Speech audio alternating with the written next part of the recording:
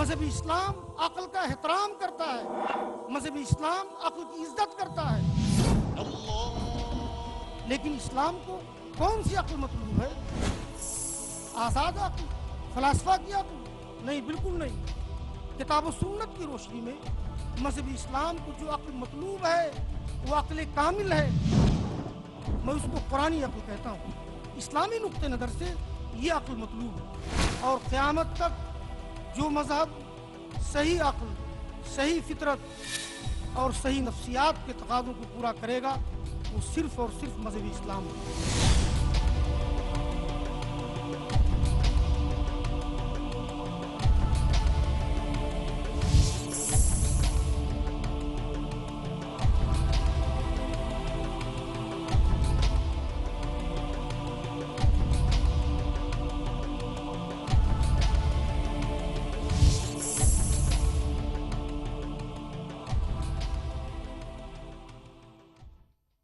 الحمد للہ وکفا وسلام علی عبادہ الذین اصطفیٰ، اما بعد، اعوذ باللہ من الشیطان الرجیم، بسم اللہ الرحمن الرحیم۔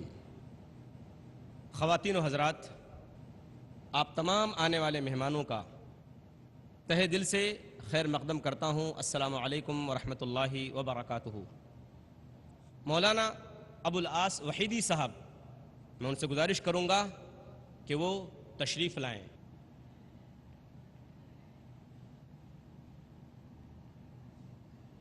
مولانا ابو العاص وحیدی صاحب حفظہ اللہ جامعہ قاسم العلوم گلہریہ ضلع بلرام پور یو پی کے پرنسپل ہیں۔ علمی اور ادبی انداز غالب ہے۔ الفلاح میگزین کے ایڈیٹر بھی رہ چکے ہیں، اور ہندوستان کے بہت سارے میگزینوں میں، ماہناموں میں ان کے مضامین شائع ہوتے رہتے ہیں۔ مشرقی یو پی صوبائی جمعیت اہل حدیث کے امیر ہیں۔ ہندوستان کے علمی سیمیناروں اور کانفرنسوں میں شرکت کرتے رہتے ہیں، اور کئی کتابوں کے مصنف بھی ہیں۔ ان کی تقریر کا عنوان ہے اسلام دین عقل و فطرت۔ میں گزارش کروں گا مولانا ابو العاص وحیدی صاحب سے کہ وہ اپنے اس عنوان پر اپنے خیالات کا اظہار فرمائیں۔ مولانا ابو العاص وحیدی حفظہ اللہ۔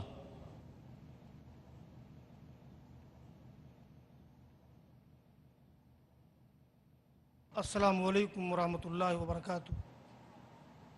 الحمدللہ رب العالمین، والصلاة والسلام علی محمد سید المرسلین وعلی آلہ وصحبہ اجمعین، اما بعد، فاعوذ باللہ السمیع العلیم من الشیطان الرجیم، بسم اللہ الرحمن الرحیم۔ فاقم وجہک للدین حنیفا فطرۃ اللہ التی فطر الناس علیہا لا تبدیل لخلق اللہ ذالک الدین القیم ولکن اکثر الناس لا یعلمون۔ وعن ابی ہریرۃ رضی اللہ تعالی عنہ قال قال رسول اللہ علیہ الصلاۃ والتسلیم ما من مولود الا یولد علی الفطرہ فابواہ یہودانہ او ینصرانہ او یمجسانہ، رواہ البخاری و مسلم۔ محترم حضرات، ملی ساتھیوں، بزرگوں، دوستوں، عزیزوں اور خواتین ملت، جیسا کہ آپ حضرات نے سنا، میرے خطاب کا موضوع ہے اسلام دین عقل و فطرت۔ یہ موضوع بڑا نازک ہے اور حساس ہے۔ اس موضوع پر بولنے کے لیے کسی بھی خطیب کے لیے علوم جدیدہ کا گہرا اور وسیع مطالعہ ضروری ہے، لیکن علوم جدیدہ کا میرا کوئی خاص مطالعہ نہیں ہے، پھر بھی میں اپنے موضوع پر اپنی باتیں رکھنے کی کوشش کروں گا۔ اللہ تعالیٰ ہی مددگار ہے اور وہی توفیق دینے والا ہے۔ रब्बि शरह ली सदरी वयस्सिर ली अमरी वाहलुल उक़दतम मिन लिसानी यफ़क़हू क़ौली। मोहतरम हज़रात, मेरी तकरीर या मेरा ख़िताब चूँकि नाजुक है, हसास है और काफ़ी हद तक इल्मी भी है, इसलिए आप हज़रात बहुत गौर से समाअत फरमाएंगे। मेरे ख़िताब के 4 हिस्से होंगे। मेरी पूरी गुफ्तगू उन्हीं चारों हिस्सों पर मुनहसर होगी इंशाअल्लाह ताला। पहला हिस्सा इस्लाम अल्लाह का पसंदीदा दीन, दूसरा हिस्सा अक्ल और फितरत के बारे में कुछ बातें, तीसरा हिस्सा इस्लाम किस तरह दीन अक्ल व फितरत है, और चौथा हिस्सा अक्ल के हवाले से बाज़ दीनी उमूर के ताल्लुक़ से कुछ वजाहतें। ये मेरे ख़िताब के 4 हिस्से हैं। मैं वक्त की पूरी पाबंदी करते हुए इन चारों हिस्सों पर इंशाअल्लाह अपनी मालूमात से आपको मुस्तफ़ीद करने की कोशिश करूँगा। अल्लाह ताला हमें सही बात कहने की तौफ़ीक़ अता फ़रमाए और आप हज़रात को गौर से सुनने की तौफ़ीक़ अता फ़रमाए और हम सब को दीन के तकाज़ों की रोशनी में ज़िंदगी गुजारने की तौफ़ीक़ अता फ़रमाए। हाज़रीन किराम, अल्लाह ताला का बड़ा एहसान हम पर है कि उसने हमको बहुत सी नेमतों से नवाजा है। उन तमाम नेमतों में सबसे बड़ी नेमत और काबिल फ़ख्र नेमत, अगर फ़ख्र करना मुनासिब हो, वो मज़हब इस्लाम की दौलत है। मज़हब इस्लाम अल्लाह ताला का पसंदीदा दीन है। कुरान करीम में इरशाद रब्बानी है, इन्नद्दीना इंदल्लाहिल इस्लाम, यकीनन अल्लाह ताला के नज़दीक दीन, तरीक़े ज़िंदगी इस्लाम ही है। और बाज़ दूसरी आयत में अल्लाह ताला ने फरमाया है कि यही दीन पूरी इंसानियत का मतलूब है, यही दीन पूरे आलम इंसानी का मकसूद है। चुनाचे अल्लाह ताला की इरशाद गिरामी है, वमन यब्तग़ि गैरल इस्लामी दीनन फलन युक़बल मिन्हु वहुव फ़िल आखिरति मिनल खासिरीन। जो लोग मज़हब इस्लाम के अलावा दूसरे मज़हब को तलाश करेंगे, चाहेंगे, तो ये चीज़ मकबूल नहीं है, ये चीज़ मरदूद है, और ऐसे लोग आखिरत में खसारा पाने वाले हैं। और ये दीन इसलिए अल्लाह का पसंदीदा दीन है, ये दीन इसलिए आलम इंसानी का मकसूद मतलूब है कि ये दीन कामिल है, मुकम्मल है, जामे है। अब इसमें किसी कमी की गुंजाइश नहीं, अब इसमें किसी इजाफे की गुंजाइश नहीं। कुरान करीम में जो मशहूर आयत है जिसका नुज़ूल हज्जतुल विदा के मौके पर मैदान अरफा में हुआ है, अल्लाह ताला का इरशाद है, अल-यौमा अकमलतु लकुम दीनकुम व अतममतु अलैकुम निअमती व रज़ीतु लकुमुल इस्लाम दीना। आज के दिन मैंने तुम्हारे लिए तुम्हारे दीन को मुकम्मल कर दिया और तुम पर अपनी नेमत पूरी कर दी, और बहैसियत दीन मैं मज़हब इस्लाम से राज़ी हो गया।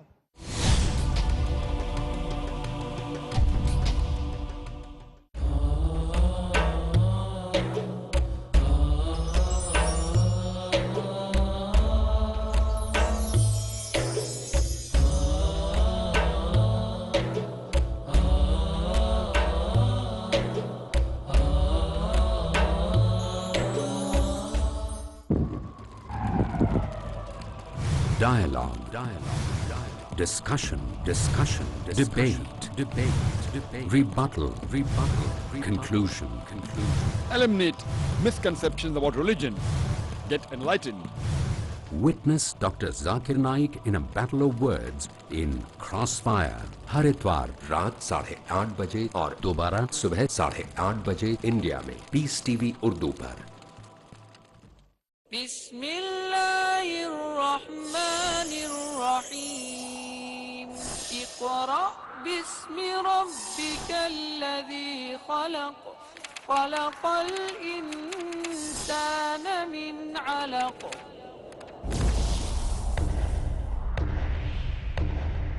کیا ہے اللہ کا کلام، کیا ہے بندوں کے لیے پیغام،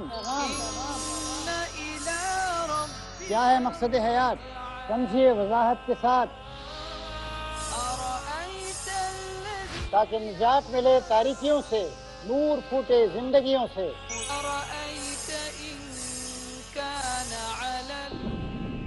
تاکہ مستحکم ہو ایمان.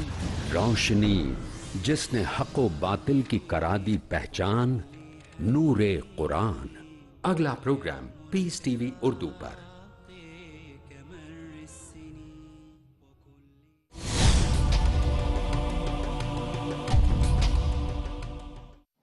ان آیات سے معلوم ہوا کہ مذہب اسلام اللہ تعالیٰ کا پسندیدہ دین ہے. مذہب اسلام عالم انسانیت کا مقصود و مطلوب ہے، اور ایسا کیوں نہ ہو، مذہب اسلام کامل مذہب ہے، مکمل مذہب ہے. اب ظاہر ہے جو مذہب اللہ کا پسندیدہ دین ہو، جو مذہب کامل و مکمل ہو، اور جو مذہب عالم انسانی کا مقصود ہو، اس میں کوئی شبہ نہیں کہ وہ انسانی عقل، انسانی فطرت اور انسانی نفسیات کے تقاضوں کو بھی پورا کرے گا.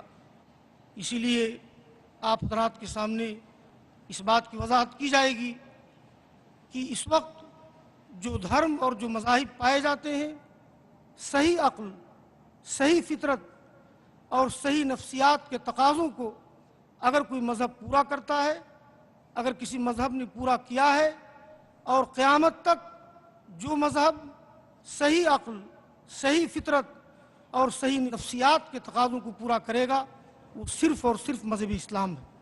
دیکھیے، اللہ تعالیٰ نے ہم لوگوں کو بڑی نعمتیں دی ہیں. ہم لوگ دنیا کی بہت سی نعمتوں پر تو فخر کرتے ہیں، شاداں و فراں رہتے ہیں، لیکن بہت سی نعمتیں جن کی مدد سے ہم یہاں بھی کامیاب ہو سکتے ہیں اور آخرت میں بھی کامیاب ہو سکتے ہیں، ہمیں ان نعمتوں کا احساس نہیں ہوتا. دیکھیے، انسان کا امتیاز ہے علم، اور علم کے مختلف ذرائع ہیں.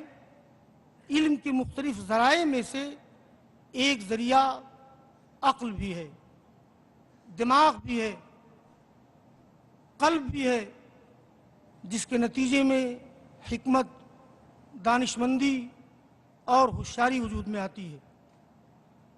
عقل، دماغ اور قلب میں کچھ باریک فرق بھی ہے، لیکن میں اس کو یہاں چھیڑنا نہیں چاہتا.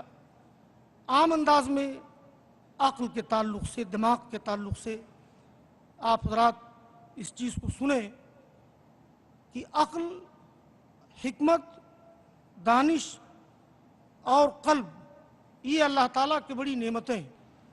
لیکن عقل کے تعلق سے یہ بات جاننا ضروری ہے کہ اللہ تعالیٰ نے تمام انسانوں کو جو نعمتیں دی ہیں، تمام انسانوں کو جو طاقتیں دی ہیں، وہ طاقتیں محدود ہیں، وہ طاقتیں وسیع نہیں ہیں، وہ طاقتیں کشادہ نہیں ہیں. اب جیسے اللہ نے ہم کو دیکھنے کی طاقت دی ہے، جس کو قوت باصرہ کہتے ہیں. دیکھنے کی طاقت بھی محدود ہے، ایک خاص ایریا تک، ایک محدود علاقے تک ہماری آنکھ دیکھ سکتی ہے. اسی طرح سے اللہ نے ہم کو سننے کی طاقت دی ہے، لیکن ظاہر ہے ایک مخصوص ایریا، ایک مخصوص علاقہ کی باتوں کو ہم سن سکتے ہیں. یہ نہیں کہ ہم بامبے میں بیٹھے ہوئے ہیں اور بغیر کسی टेक्निकल और जदीद ज़राए के हम अमेरिका की बात सुन लें, बरतानिया की बात सुन लें, गैर मुमकिन है। बिल्कुल इसी तरह से जैसे अल्लाह ताला ने हमको छूने की ताकत दी है, हम छू करके किसी चीज़ की गर्मी, किसी चीज़ की ठंडक मालूम कर सकते हैं, लेकिन जब तक कोई चीज़ हमारे जिस्म से टच ना हो उस वक्त तक नहीं मालूम कर सकते ये चीज़ ठंडी है कि गर्म है। या अल्लाह ताला ने हमारी ज़ुबान में, छोटी सी ज़ुबान में जिससे बोल रहा हूँ, इसमें चखने की ताकत है। ये चीज़ मीठी है, ये चीज़ कड़वी है, लेकिन जब तक आप ज़ुबान पे नहीं रखेंगे, अगर आप ज़ुबान से फासले पे रखें, ज़ुबान से करीब करके रखें, ज़ुबान पे उसको टच ना करें, तो आपको कैसे अंदाज़ा होगा ये चीज़ मीठी है कि कड़वी है। बिल्कुल यही हाल इंसानी अक्ल का भी है, यही हाल इंसानी दिमाग का भी है, यही हाल इंसानी फितरत का भी है। इंसानी अक्ल महदूद है, इंसानी दिमाग महदूद है, इंसानी फितरत महदूद है, इंसानी सोच महदूद है, इंसानी दानिश महदूद है।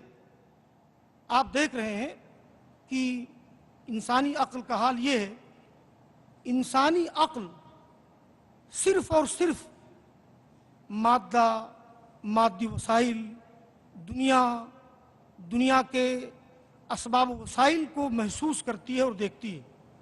लेकिन इस आलमी दुनिया या इस मादा के वरे और बहुत सी चीज़ें हैं।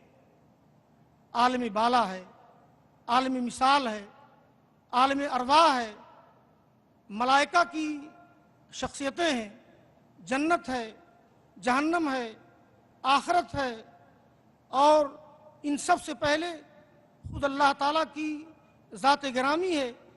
इन चीज़ों को अक्ल महसूस नहीं कर सकती। क्या कीजिएगा, अल्लाह ताला ने हमको जो सलाहियतें दी हैं, जो ताकतें दी हैं, उन ताकतों को महदूद रखा है। उसका करिश्मा है, उसकी हिकमत है कि उन ताकतों को महदूद रखा है। इंसानी अक्ल की ताकत भी महदूद है, लिहाजा हर ताकत को, हर कुव्वत को अपने दायरे में रहना चाहिए। देखने वाली ताकत अपने दायरे में रहे, सुनने वाली ताकत अपने दायरे में रहे, चखने वाली ताकत अपने दायरे में रहे, और इंसान की कुव्वत आक़िला यानी इंसान की अक्ल, इंसान की सोच, इंसान की दानिश, इसको भी अपने दायरे में रहना चाहिए। ये भी इंतहा ज़रूरी है। ये इंसानी अक्ल का हाल है कि इंसानी अक्ल महदूद है। लेकिन पढ़े लिखे हजरात जानते हैं कि जब खिलाफत राशिदा के बाद खिलाफत बनु उमैया आई और फिर खिलाफत अब्बासिया का आगाज़ हुआ, खिलाफत बनु उमैया के आखिर में और खिलाफत अब्बासिया में हुआ ऐसा कि यूनानी हिकमत, यूनानी फ़लसफ़ा और यूनानी मंतिक जब आलम इस्लाम में आई तो उसने अक्ल का दिमाग ख़राब कर दिया, उसने अक्ल को बर्बाद कर दिया, उसने अक्ल को गुस्ताख बना दिया, उसने अक्ल को जरी बना दिया। अक्ल जो महदूद थी, जिसकी ताकत महदूद थी, उसको अपने दायरे में रहना चाहिए, लेकिन उस अक्ल की जुरात ये हुई, उस अक्ल की गुस्ताखी ये हुई कि वो दखल देने लगी खुदा की ज़ात के बारे में, वो दखल देने लगी आलम अरवाह के बारे में, वो दखल देने लगी जन्नत और जहन्नम के बारे में, वो दखल देने लगी आलम मिसाल के बारे में, वो दखल देने लगी मलाइका वगैरह के ताल्लुक़ से। मैं समझता हूँ कि यूनानी मंतिक या यूनानी फ़लसफ़ा के नतीजे में अक्ल में ये ख़राबियाँ पैदा हुई, ये इनराफात पैदा हुए और उसके असरात इस्लामी फ़िक्र पर पड़े। इस्लामी फ़िक्र नहीं बल्कि मुस्लिम मुफक्रीन पर पड़े और बड़े फ़िरक़े वजूद में आए, बड़े तबक़ात वजूद में आए, जिन्होंने खालिस मंतिक की बुनियाद पर फ़लसफ़ा की रोशनी में इस्लाम को समझा, खुदा को समझा, तौहीद को समझा, इस्लामी अक़ाइद को समझा, और जिसका बड़ा नुकसान हुआ। मंतिक और फ़लसफ़ा से यकीन हासिल नहीं होता, मंतिक और फ़लसफ़ा से वो यकीन कामिल नहीं मिलता जो यकीन कामिल मतलूब है। मंतिक और फ़लसफ़ा आया, शुकूक के दरवाज़े खुले, और शुकूक के ऐसे दरवाज़े खुले कि खुदा की ज़ात व सिफ़ात के सिलसिले में भी मुख्तलिफ़ अंदाज़ की बातें हो गईं, जन्नत के बारे में, जहन्नम के बारे में। और افسوس کی بات یہ ہے کہ اس کے اثرات بعد کے دور میں مسلم علماء پر پڑے، مسلم مفکرین پر پڑے۔